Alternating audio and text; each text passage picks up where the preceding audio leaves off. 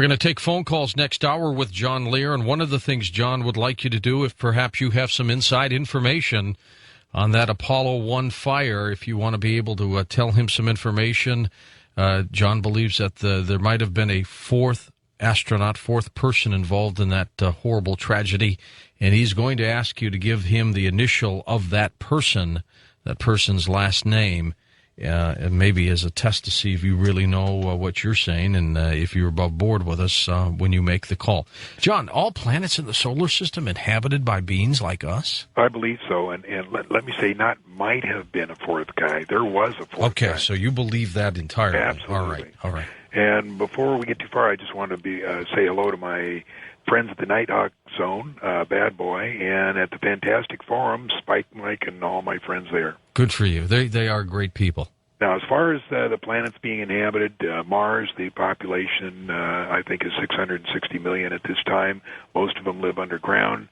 When Bob Lazar worked up at the test site, he was shown photos of Cydonia region, very close-up photos of the Cydonia, and those pyramids had doors and windows. There was no doubt about it. I mean, it was very clear. Bob and I went down to JPL and met with the head of I'm thinking it was Mariner, but I'm not sure. I forget the guy's name. But we asked him. They said, were there any more photos taken of Cydonia other than the two ones that Hoagland and Dave Pietro have? And he said no. And then Bob said, did you ever take the spacecraft to a lower orbit? And the guy said, yes, but we didn't take any pictures. Now, here's how secrecy works. Here's the guy that's the head of the program, and he knows that it went into a lower orbit, but he didn't know that they took extra pictures. And Bob saw the extra pictures that they saw of Cydonia. That's how compartmentalization works. You might have a certain clearance, but that doesn't mean you get to know everything at that level. Now, and I want to make sure that I understand this too, John. When we say all planets in the solar system, are you talking about just the ones that are close to Earth, or are we talking about Jupiter, Venus, Neptune? Mars, Jupiter, Saturn, Pluto, Mercury. Mercury is not as hot as everybody thinks it is. And I don't know whether they live above ground, but I believe that there's people from each one of these, and we're fed so much BS. There's so much methane that NASA puts out. I think they generate the methane themselves that they say that all these planets are covered with, but it's just a scam. It's a ruse, so that we don't think that there's any, that we're the only ones there. But there certainly are people on Venus. There certainly are on Mars. Interesting thing, I did a remote viewing class. I went to a class with Angela Thompson-Smith, and it was very interesting. I was shocked. I went to the remote viewing course because I was interested in it, but what I wanted to know is I'm not the least bit psychic. I can't tell when the phone's going to ring. I can't tell when the doorbell's going to ring. I don't know when anything's going to happen. I wanted to see if I could do it.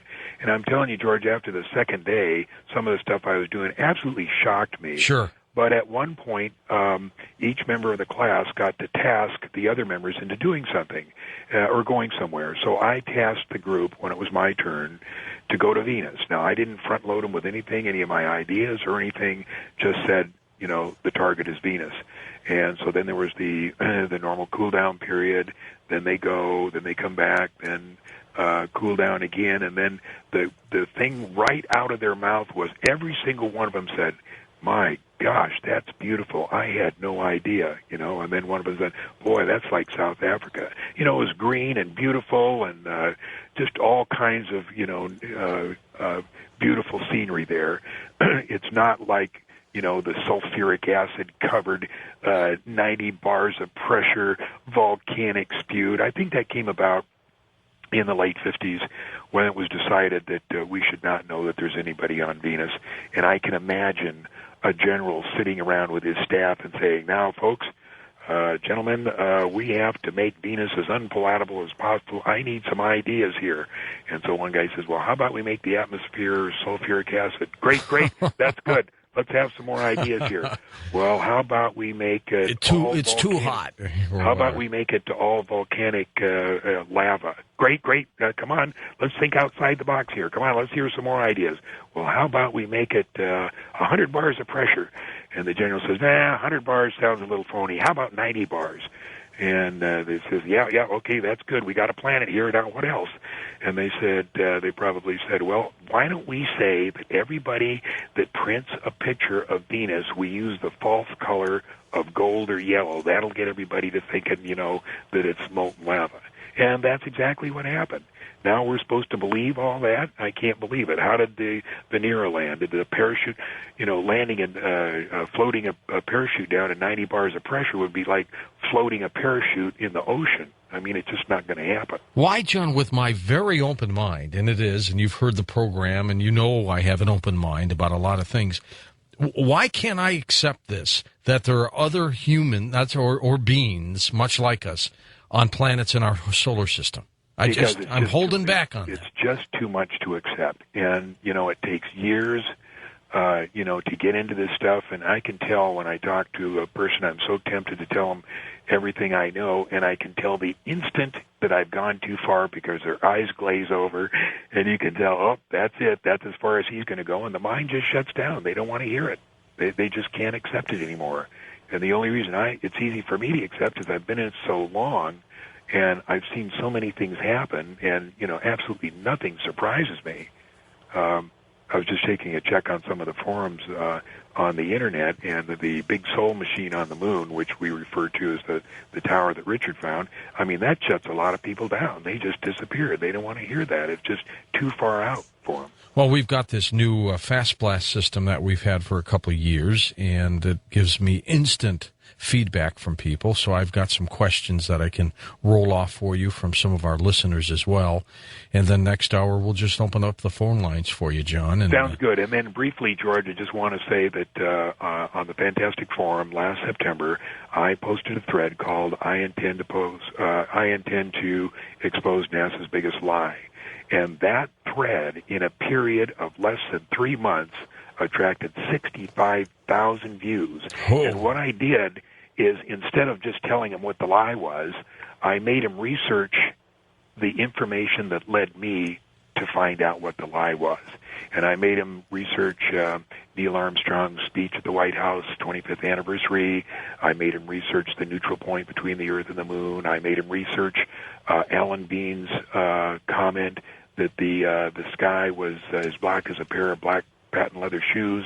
I made him research Edgar Mitchell's comment that he just can't remember what happened on the moon, all that stuff. And at the end, I tell exactly what the biggest lie was, and the biggest lie was that the sky is not black on the moon during the daytime. It's blue.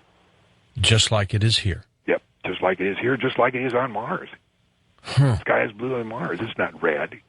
I've always heard that when Neil Armstrong set foot on the moon, he saw huge alien craft on the other side of a crater. He did, and the closest he ever came to acknowledging that, Neil Armstrong's only made about 3 speeches since he came back. Yeah, he had a little conference a few months ago, but you're right. And I wanted to tell you something. There's a very interesting notation in a book here, and the book is called The Moon Landings, and it's by Reginald Turnell. And on page 239, there's a very interesting sentence, and it talks about Neil and just before they blast off, and it says, quote, "He may have had in mind the 12 men already sealed inside the lunar receiving laboratory, ready to share with the crew their strict 21 days isolation, starting from the moment when it was hoped they would lift safely off from the moon."